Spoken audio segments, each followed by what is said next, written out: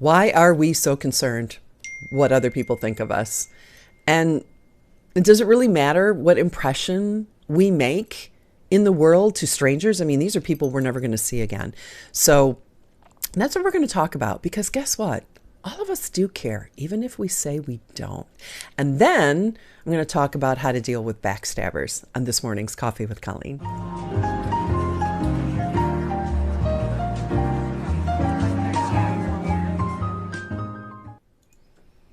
Good morning and welcome to Coffee with Colleen. If this is your first time watching, my name is Colleen. I'm a former on-camera meteorologist for the Weather Channel, turned image consultant, coach, and mentor. Pretty much a personal brand strategist, but in 30 days or less, I can teach women how to conform everything in their closet to be something that's going to make them look and feel amazing.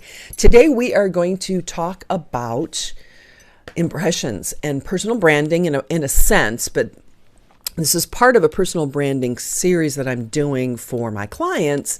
And when I put together this information, so many people were blown away by it, I thought I would share it with you. And I'm going to give you a small snippet of it because actually this is about a 1-hour talk. So I'm going to try to keep it really condensed. You know how hard that is for me. And if you're new, also across the bottom of the screen, you will see that these are our cappuccino members. And what is a cappuccino member? Well, they're a member of our cafe club.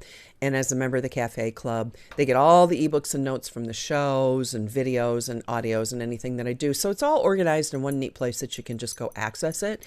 And then if you're a certain level, if you're cappuccino, which is the people at the bottom of the screen, they get free gifts mailed to them. And they're always recognized in all of my programs. All right, so let's talk about making right impressions. So what does that mean? Making a right impression is critical to having relationships in our life. You're not going to win over many friends or coworkers if people don't like you. People aren't going to want to work with you. They don't want to sit next to you at church. They don't want to talk to you after church. They don't want to be on the same team with you at work. And nobody certainly is going to be inviting you out to any social functions. And being undesired is kind of awkward socially when people avoid you for whatever reason when you're in the store. But often people will say, we should just act natural, just be ourselves. We shouldn't be concerned about what other people think. We should just be ourselves and not be concerned. But just think about it for a minute.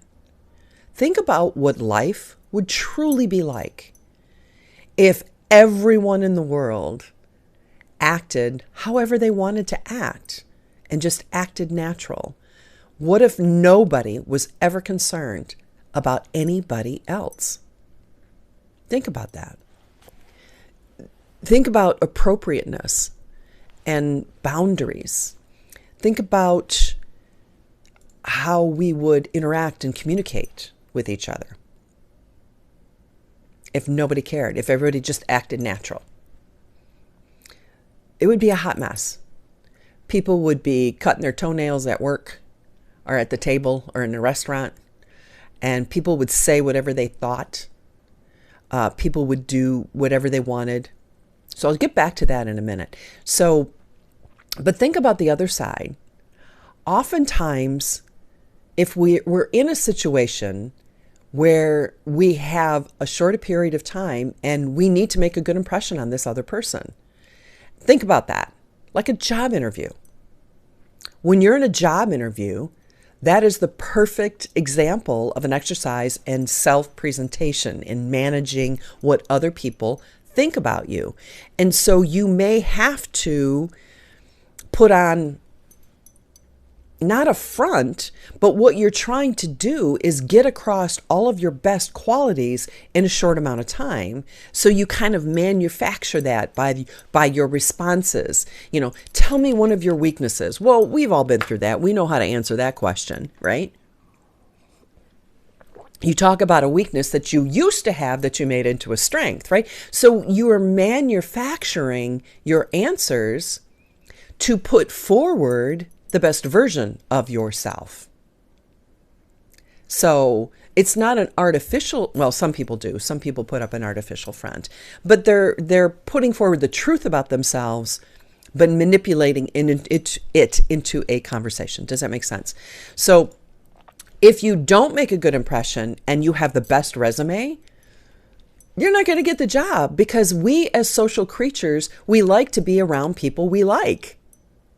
So if I have this resume that's really, really good and this resume that's good, but this person was clipping their toenails during the, or whatever, during the interview, and this person I enjoyed being with, if I'm going to have to spend 40 hours, 60 hours, 80 hours a week with somebody, I'm going to pick the person that I liked. So yeah, we do, in certain situations, put forward our best selves to get across an impression.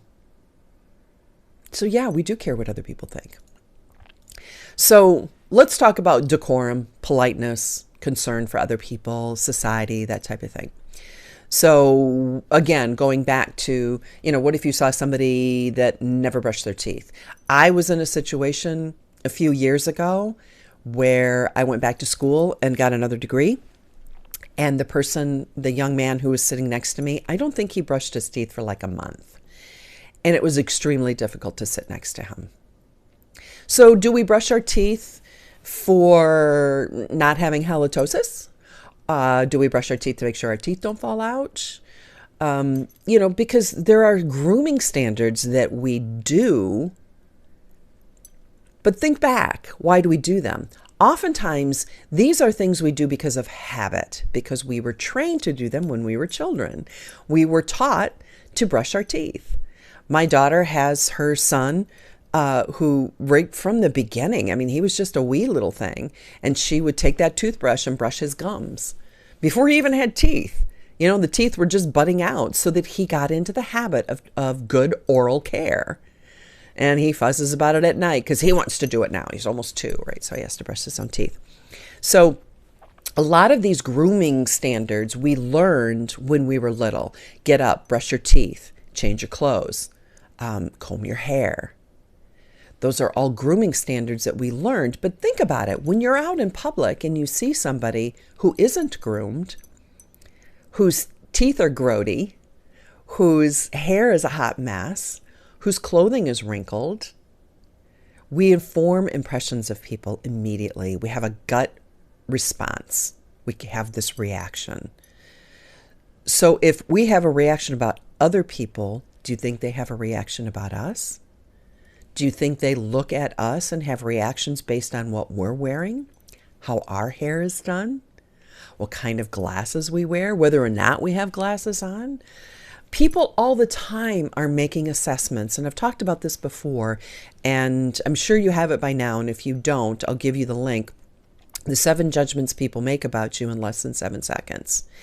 And there's actually 11, and it's actually in less than 2 seconds. And the most important of which is trustworthiness, and that is determined in 0.2 of a second. Do people trust you? And they will determine that in a millisecond based on what they see. And it's a gut reaction. So anyway, let's get back to your tailoring your self-presentation, your personal brand. So let's think about, when we say we really don't care what people think about us. In a certain extent, that's true, because there's a balance.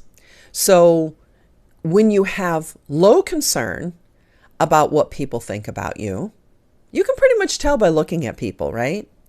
But if you have a high concern about what people think about you, you have social anxiety.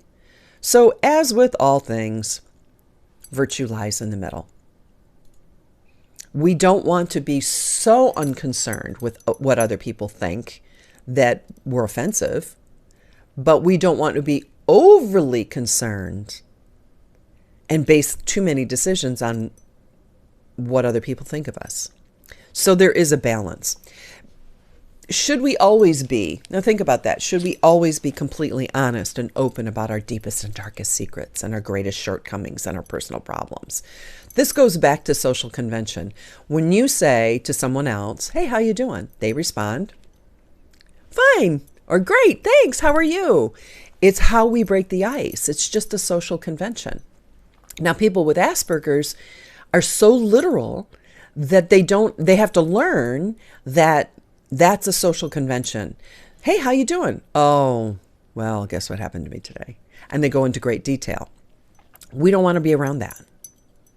That's not, unless it's a close friend of ours, we don't want people dumping all of their personal baggage out onto the floor at an event or whatever. So we want to tailor our conversations, our presentation, how we present ourselves to others in a healthy way, in an adaptive way.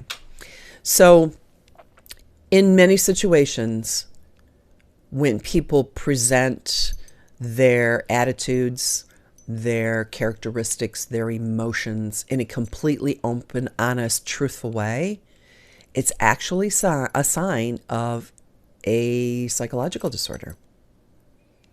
When people are so unaware and unconcerned about their impression or about how their being impacts other people, that's a sign of a psychological disorder. So they're thinking, and if they're, well, I'm just being authentic. Well, I'm just telling you the truth, and I'm not saying everybody that does that has a psychological problem, right? I'm just saying that it can be a sign of a deep psychological disorder. So don't judge people if they do it because they may have a problem, but then again, you still don't want to be around them, right? So anyway, we wouldn't want to live in a world where people are never concerned about what other people think about them. So every normal, well-adjusted person, no matter what you say, no matter what I say, oh, I don't care what people think. I do. I'm wearing makeup. I did my hair. I got earrings on. I love my earrings. So sometimes we think about what we're doing in our presentation. Like this morning, I made sure I knew I was coming on camera. I knew I was going to be talking to y'all. I made sure that my teeth were brushed. I had my lipsticks on. I don't have any lipstick on my teeth. I did my hair and makeup. But sometimes we don't think. So oftentimes when you say personal brand, you're developing a personal brand, it conjures up these ideas of deception. And people that are chameleons or whatever that change as they're going around, that's a problem too. Again, virtue lies in the middles. But we all try to put forward our best self. We all try to appear a little smarter than we are, a little more virtuous than we are, a little more responsible than we are. They've done a study. They interviewed all these professors at various universities across the country. And they asked them if they were a better professor than the other professors. And 90% of them said, yes, they were a better professor than the other professors. Well, all the professors can't be, 90% of the professors can't be better than everybody else, right? There's got to be a 1, 2, 3, 4, 5. There can't be everybody that's the best. So we sometimes think less of ourselves, or we sometimes think better of ourselves. So again, that virtue lies in the middle. Do we look at ourselves exactly how we are? So oftentimes we impression manage ourselves to put forward what we feel is an accurate and honest interpretation of who we are, whether that's too much or too little. Either we think we're better than we are, or we think we're worse than we are. So why do we want to why do we want to do that type of thing? Sometimes, again, like in a job situation, we have to manage that in the short term because what we need to convey to the other person may not be obvious right away. And sometimes people will do that in a manipulative sort of way because they want other people to know certain things about you. You've never been around somebody like that? You feel like they're like oversharing because they want you to know, oh, I just have so many friends, or I have this, or, I've done this and I've done that, and that type of thing. It's like, why are you sharing all this? Sometimes it's really obvious that maybe somebody's really insecure and they feel that they have to bolster themselves up,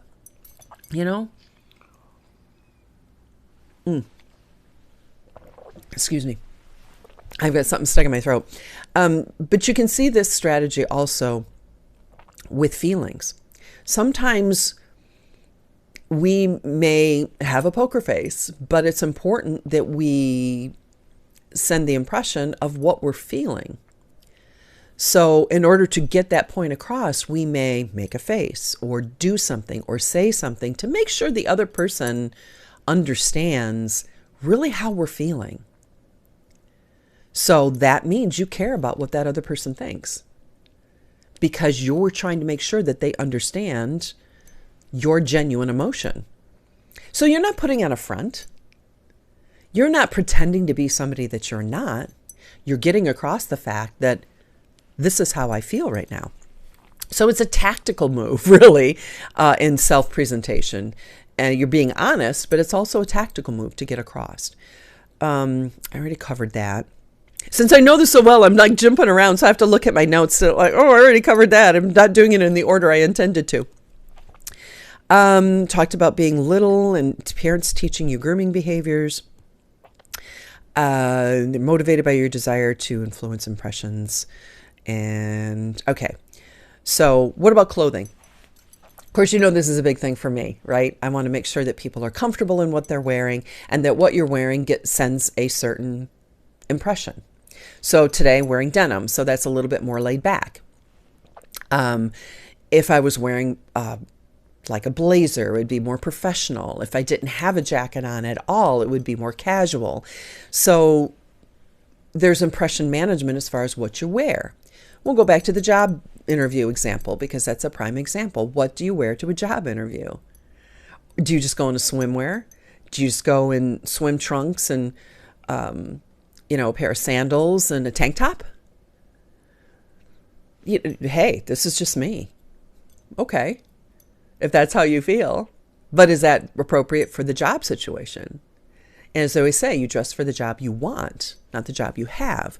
So yeah, when we do dress in a certain way, we do care what other people think. See, isn't it starting to make a little bit more sense now? Because we say we don't care what other people think, but there are all these things that we do unconsciously that says, when you observe your own behavior, we do care. And you know what? It's normal. It's good, because it's socially appropriate to care what other people think, right? If nobody cared, again, just think what the world would be like. So maybe you know people that are too concerned for their own good about what other people think about them. And then you know people who aren't concerned enough, that would be a little better off if they were a little bit more concerned about the impression they made, right? So people differ, and it boils down to temperament, personality differences, and that type of thing. And it's called public self-consciousness in the psychological world. But the more you think about what other people think of you, you have a high self-impression, and the less you think about it, you have a low. So again, that virtue lies in the middle, because people with really high social consciousness, their public self-consciousness, if it's super, super high, they'll never leave the house without makeup on. For example, thinking of a woman. They'll never do anything because they're always concerned, even if it's a stranger, they have to put forward their best. I felt really good when I started learning this, because I thought, man, I run to Walmart all the time with, it's Walmart. You're going to dress up a little bit more when you go to Target, because it's socially acceptable to do that, right? So right there, you can see those memes that are online. Right there, it shows you that there are different levels of dress based on where we're going and what we're doing. But I may dress a little nicer, and I'll probably, actually I do. If I'm going to go to Target, I think I do put on makeup, but I won't go full on with like lashes and all that kind of stuff. I'll just dress up a little bit more, because it's being aware of that kind of stuff. But people on the other side, and you've probably seen these people at the store as well, that show up in their pajamas. Would you ever go to a store in pajamas? I can see if it's an emergency and you're running 105 fever or something's going on, but on a regular basis, would you regularly just go to the store in your nightwear? It's not socially appropriate. So people who are super high in public self-consciousness feel like they're being observed all the time. So they feel like they have to do They have to. They can't leave the house. I know people that don't want their spouses, they're like women that don't want their husbands to see them without makeup on. I think there's deeper issues there. But anyway, this shows up in many aspects of people's behavior. People that are super high in public self-consciousness will look in the mirror when they're out. They'll look for mirrors to look into when they're out. They'll never leave the home unless they're perfectly groomed. And they're more concerned about their physical appearance, and they constantly are doing things to make themselves appear better. And then on the flip side of that, there's the people who absolutely don't care. And then, I showed that one picture of the guy with the mohawk and stuff, but there's people that do dress in a way that attracts attention on purpose. They're stirring the pot. They're doing because they are concerned about what other people think, and they want to make sure that they send the message that this is who I am and this is what I stand for. And they do it on purpose to purposely stand out. So again, there's people, don't be quick to label, or judge, because there's people that just don't care, or there's people that care so much that they dress in a specific way, or behave in a different way, or do things with a distinction in mind, if that makes sense. So people who are high in public self-consciousness, they really want to project a better image of themselves. They're not necessarily projecting a truly honest opinion of themselves all the time.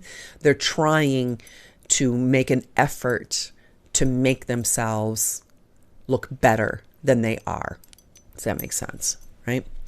So people also with this high public self-consciousness tend to be more anxiety, nervous in social situations. They don't want to go places. They're concerned what other people will think and say. Everybody's going to be looking at me.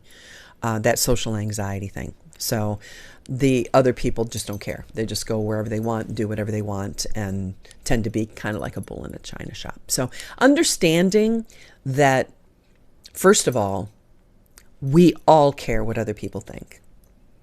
And we may not realize it consciously. There are so many things we do unconsciously that we don't observe, but we do care what other people think. And that's a good thing. That makes us a happy social person. It makes us normal and adjusted, right? If we care too much what people think, that can be a problem. And if we don't care enough what other people think, that's also a problem. Both can fall on either side, can fall into maybe needing to speak to a counselor. And you know how I feel about counseling. I am all about it. I think it's important to have someone in your life that you can turn to go to, that's a professional, whether it be your pastor, your priest, a psychiatrist, a psychologist, someone in your life that you can turn to that can give you an honest interpretation from the outside looking in that's familiar with people's behavior. Because your best friend is going to tell you what a best friend tells you. Your best friend's going to support you in whatever you say or do, right? So I just feel that it's important that if you don't care what anybody thinks, I think it would be nice to talk to a specialist. Let's just say that, a specialist. And sometimes you have to, I have a show, you have to look up the show I did, I forget the name of it, but I have a whole show on how to find a counselor for yourself. Because I went through, I think 3 or 4 before I found somebody that, there's always somebody that graduates at the bottom of their class, right? So you need to go through a few people before you find somebody. I had a spiritual director once that was not good for me. And I didn't realize that at the time. And he was my spiritual director for years. And I had another priest told me, I think you need to find a new spiritual director. And once I removed myself from this situation and saw it, and I looked back on my life and the decisions that he told me to make, which is not what you're supposed to do, it was a bad thing. And that's how I learned that you have to go through a few people. before you really get that. So now, what about people who actually do backstab you? So in essence, we don't care what other people think, but we do care, especially if it's not true, or we shared something with somebody and they spilled the beans. And that's one of the ways when people, you know, and I say this to people who say, I don't care what other people think.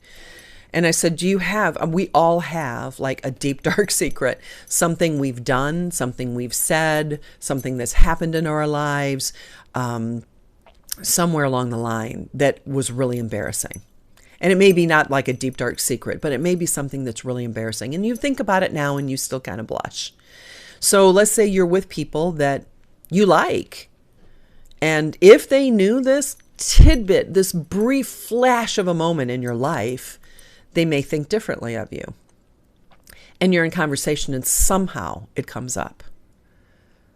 And, you know, your mom walks into the room and says, remember that time that, you know, blah, blah, blah, blah, blah. Oh, gosh, that was when I was a teenager and rebelling and I made those stupid decisions as a teenager and I don't want anybody to know about that. And now it's out and you're embarrassed. If you truly didn't care what other people think, you wouldn't be embarrassed. You would have told the story, right? So there's those situations. But anyway, so what to do with somebody that's toxic? And of course, you know, there is the toxic people there. The link that is there in the show notes of how to identify the toxic people in your life. So make sure that you get a copy of that if you don't have it already. But what to do with the backstabber, who is one of the top 10 toxic people? First of all, it's called preventative medicine. Don't give away trust too soon. Guilty, guilty, guilty. I give away trust too soon, often. And it's something I battle with. I trust people before they have earned my trust. So don't give private information to people until after they've earned your trust. Number 2 with preventative is don't participate in gossip yourself. Because I guarantee you, if somebody is gossiping about somebody else, you're in a circle of people or you're one-on-one with this person, and they say, oh my gosh, did you know such and such about somebody, or did you hear? If somebody is talking about somebody else to you, guess who they're talking about when you're not around? That's right. They're talking about you. So don't participate in gossip. And sometimes the person they're gossiping about to you is the person they're going to go back to and say, well, you know, I was telling Colleen about your, you know, I mentioned to Colleen that something about you and she said that you blah, blah, blah, blah, blah. So now, I mean, backstabbers and gossips, they like to stir the pot. Right? So if they're not gossiping about somebody else, they're gossiping about you. So don't participate in gossip. You walk away, say, oh, you know, they're a friend of mine. Please don't talk about them. You know, stop it in its tracks. Gossips and backstabbers want to gain something, and it's normally power. They want to gain power over other people by knowing these secrets and manipulating what other people think about you. So that's what they're after. So don't underestimate them, first of all. And it's something to think about. This is kind of in the recovery stage. But if somebody is gossiping about you and stabbing you in the back, that means you're in front. And they feel like they're behind you. And they feel like they have to stab you in the back to get ahead of you. So ultimately, it's about insecurity. It's about power. It's about control.